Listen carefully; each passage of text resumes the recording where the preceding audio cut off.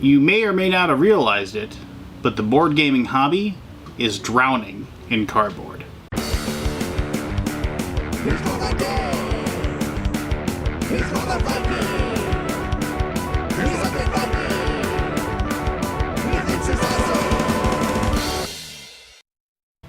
Hello everyone, and welcome to, I guess, only the second episode of Boardgame Musings. I mean, I guess I've done blogs and video logs about board game stuff in the past, but this is my intended series about things that just happen to be popping into my brain about the board game hobby.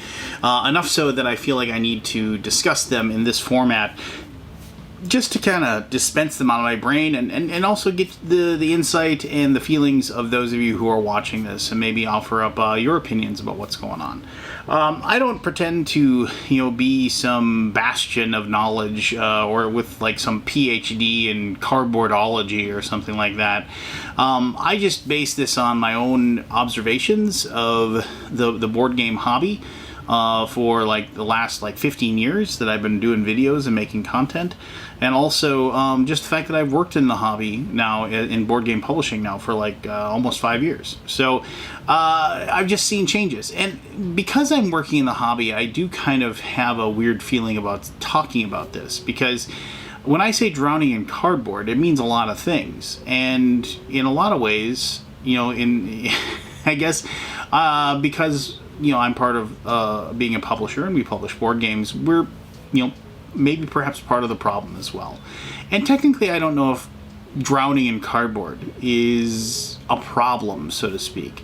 I only think it's an issue that people don't realize exactly the exponential growth rate that board games have taken over the last, I guess 5, 6, 7 years or so. If I'm talking about just the publishing of more board games, that's one thing, and that's something that I don't really have a big issue with.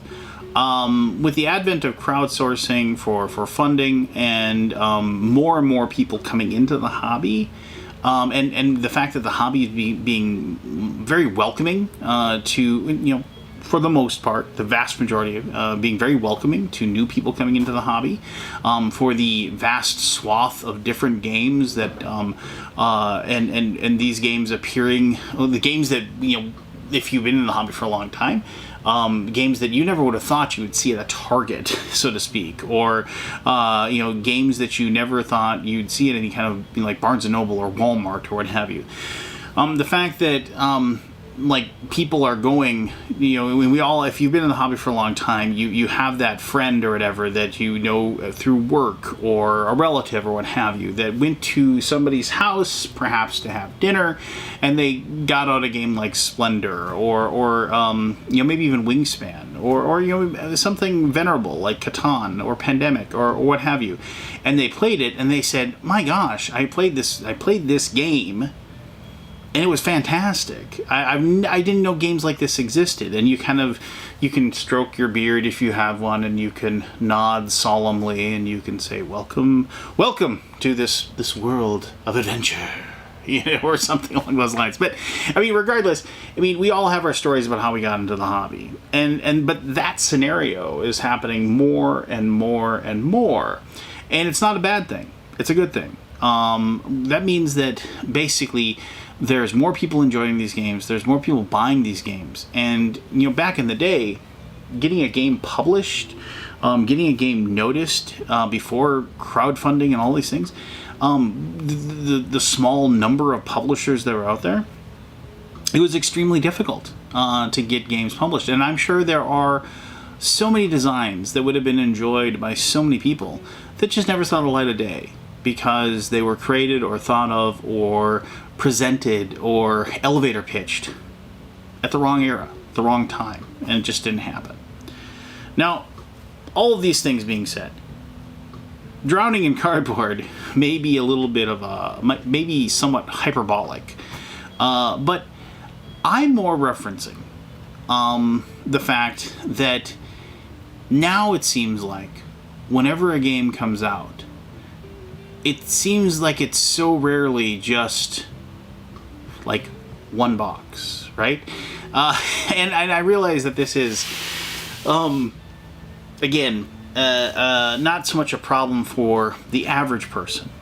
But, I mean, I had this plan when I was going to do this video. I was going to stack up, like, this is like the complete all-in that I had for this game, and this is the complete all-in I had for this game, and this is the complete all-in for this game, and this is this game and the 4 expansions that it has, and frankly, I just didn't want to dig them all out of my shelves. I mean, I'm in a room here, and there's a wall way far over that way, there's a wall way far over that way, and you're only seeing a small portion of my collection, and I've constantly said to myself, I need to go through this stuff, and I just need to get rid of it. I need to have people just drive some sort of pickup trucks to my house, back it up into my driveway, and I should just throw this stuff in the back of their things and just get rid of this stuff and just be done with it and reclaim this room.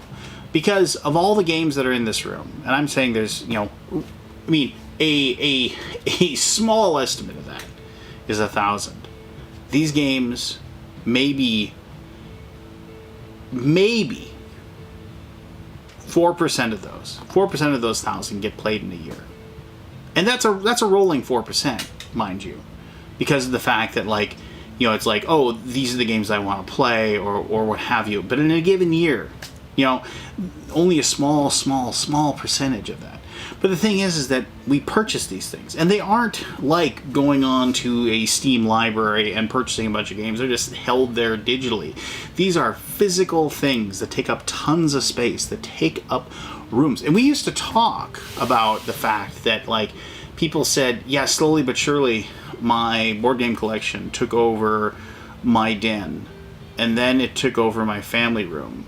And then it started taking over the hallways that led to the family room. And then it started taking over the spare bedroom. And then it started taking over the downstairs closet. And so on and so forth. And admittedly, there is a great deal of responsibility to be held on the person that is purchasing those games. To say, you know what? I don't need to log on and go to Amazon Prime and see what their Prime deals are for the board games this week. I don't need to go to Miniature Market when they tell me they got a brand new board game sale, so I can pick up another 7 games that I'm never going to play. There's all kinds of things. And you know what? If you're out there and you're listening to this and you're saying, you know what, I play all the games that I buy, good for you. I mean, and I'm not saying that like, oh, good for you. I'm saying good, great. But we all know that there's those games that we picked up we had every intention of playing, but they didn't get played in that first week you owned them. They didn't get played in that second week you owned them. They didn't get played in that first month that you owed them. And now it's 2, 3, 4, 5 months later, and the, like, I really need to play that game because that game looks really awesome. That excitement you had for it's been replaced by the next game. And that excitement for that game that never got played is replaced by another game. And that excitement, and so on and so forth, as you go down the road. And you're all of a sudden saying, when did I buy this? Why did I get this? Why did I back this? And what compounds on that is the fact that we have games. I'm looking on the other side of this camera right now, and I can see games like Merchant's Cove, which is a fantastic game. I think that game is amazing. But it comes in 5 boxes. I'm seeing Tainted Grail, a game that I was super bummed about because I missed the window to complete my pledge, and so they couldn't send it to me. So I had to wait till like another wave, which was another 9 months down the road. And then they finally delivered my all-in pledge, which was, I don't know, 87 boxes or something. I'm once again being hyperbolic. And there they sitting in Shrink. And the thing is that, like, and I'm looking there's Cthulhu Death May Die, a game that I have played, but it also came in a ton of boxes. I see Blood Rage, I see Hate, I see Rising Sun, I see Super Fantasy Brawl, I see Reichbusters, I can just, I can name these games off that all came in these giant packages. I mean, over there I have every single thing ever made for Cthulhu Wars in like, not hyperbolic, 27 boxes that stuff comes in. And it's all well and good. It's all well and good that we own this stuff, because if it's your money and you want to own it and you want to have it, you should own it and you should have it. But the problem is that at a certain point, why do you have it? Why do you own it? Is it just to say I have it? You know, I remember somebody said if you don't play a game in a year, you should get rid of it. I agree with that. And if you go onto your Facebook pages and you go on to Board Game Geek and you go on all these places where people are selling their games, every day there's people listing, here's another 27 games that I no longer want. And games that they spent $50, $60, $70, $80 on. And now they'd be happy if they can get $10, $15, $20 for each one. I used to bring, and this isn't me bragging, because this is actually sad, but the 2 local game stores in the area used to have a rummage sale day. And I would take hundreds of board games there to sell. And towards the end, I would be like, I would have price tags in each and every one of them. And people would come up and say, well, how much for this? And I said, if you buy 2 things, I'll give you $10 off. By the end of the day, I was like, grab 5 games, give me $10. I don't care. I don't want to leave with any of these. It got so bad that, like, and everybody's like, and I know some of you are like, I wish I'd been at that garage sale. And yeah, fine. I mean, if you live in town, if you live near me and you want to come over to my house and dig through my stuff, let me know. You can definitely come over. We'll make a deal. Trust me. I once sold, close to 1,500 games at, I mean, basically, you're gonna be like, but basically I sold like close to that many games, for roughly $2 a game. I got $3,000 and I was happy to see them go. I was happy to see them being packed up into trailers and packed up into, and it was gone. And I was just like, oh, thank goodness I got rid of all that stuff. And I'd do it again. I would do that again. If somebody was willing to drive up to my door and take of the 1,000 games that I have left and take like 800 of them, and I got $2 a piece, I'd be like, thank you, go, get out of here. Fine. I have shelves. I have IKEA shelves that I bought years ago that are still in the boxes because I can't put them together because I can't get these games out the door. I mean, technically I could move them to another room. I could then put the shelves together. I could then put my calyx up and I could put those all up. But the thing is that, I mean, I'm kind of scared to do that anyway, because the calyx shelves is just going to look blank and open and be like, fill me with stuff. And I don't want to get back there. I don't want to get back there. I just want to get rid of this stuff. And it isn't because the games aren't good. It isn't because I don't think the games are fun. It isn't because I don't think I'd have fun playing them. It's just, other than about 50 to 100 games, there really isn't anything about those. I mean, those 50 to 100 games are either games that I really, really love, or I have some sort of personal attachment to. And I really don't like the fact, and this is turning a little more ranty than actually like telling you what I think, I really don't like the fact that, like, basically games no longer come in one box that everything fits in. Now we have expansions for games, and then we have bigger boxes to hold all the expansions for those games. And that itself is an expansion. So you can have a bigger box to hold everything in after the fact. And then sometimes they don't even give that. Super Fantasy Brawl is a great game. When you backed it, you had a special like bonus team. But the way that they made the game, they made it so basically every single thing fit in that box perfectly. And they didn't think to say, how will we make everything to fit in this box perfectly plus the expansion? And if you don't have the little mini expansion, we can just put a little piece of foam in there. But they didn't do that. So now I've got this super big box of Super Fantasy Brawl, which is a fantastic game, mind you. But I have this extra box that's like this big that I can't do anything. I don't want, I mean, I don't want to have that extra little thing. And I don't mean to pick on Mythic Games for this. And I don't think, I mean, because they're not the only person to blame for that. But not only do we just have too many games, but we have singular games that have, like as I said, 27 more boxes that go along with it. And so you have one single game that's taking up the place of where like 20 games would go. And we've just accepted this. We've just said, fine. And I realize it's up to us to decide. We don't have to buy that. We don't have to get that. We don't need that. And it's up to us to make that decision. But this is becoming more and more commonplace. And I will say, and this is a little bit of tooting my own horn, but the company that I work for, I mean, we don't generally do that. The games we create are made for the expansions to fit in. I mean, for the most part. There's an exception, of course. I mean, the games we make are standalone things. The expansions that come, we either had a Kickstarter that basically gave a bigger box that you put then everything in that came with a ton of content as well, by design. Or the expansions themselves fit in the box. Or even if you like back then on the Kickstarter, the expansion's already in the box. We don't even give you another box. We don't give you another box that you have to deal with. It's already in the box when you get it. And I mean, and I really dig that. And yes, I am kind of bragging a little bit about the company that I work for. But I wish more companies would do that. I wish more companies would think about our poor shelves sagging underneath the weight of all of these extra games and all of this stuff that we own.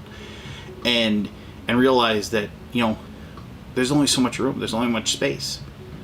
So what do you do? How do you fix this?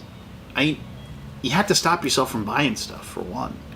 You have to just say, yeah, I'm going to skip that game. And I've done that more and more and more lately. A board game has to be really, really exciting for me. Like this most recent, like Unfathomable was like the first board game that I actually purchased. That I was actually like, I'm getting this. Just because it's Battlestar Galactica, it's Cthulhu, I'm playing it. And when I get that game, I guarantee you I'll do a video for it. One way or the other, whether I like it or not.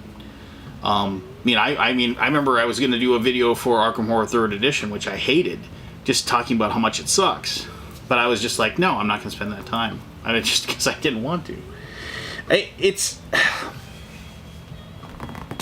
But that one I'll do for him for. I'll do one. That's a complete tangent that I don't want to go down. And I almost started, so I stopped myself. The biggest thing that we can do to help ourselves is, like I said, is just get rid of stuff. Just get rid of it. Sell it for cheap. Sell it for pennies on the dollar. Ditch it.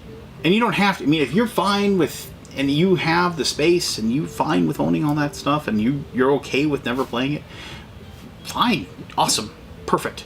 But the thing is that I think it's one of those things where you'll be happier when it's gone. For one, it's being played by somebody that's actually probably enjoying it.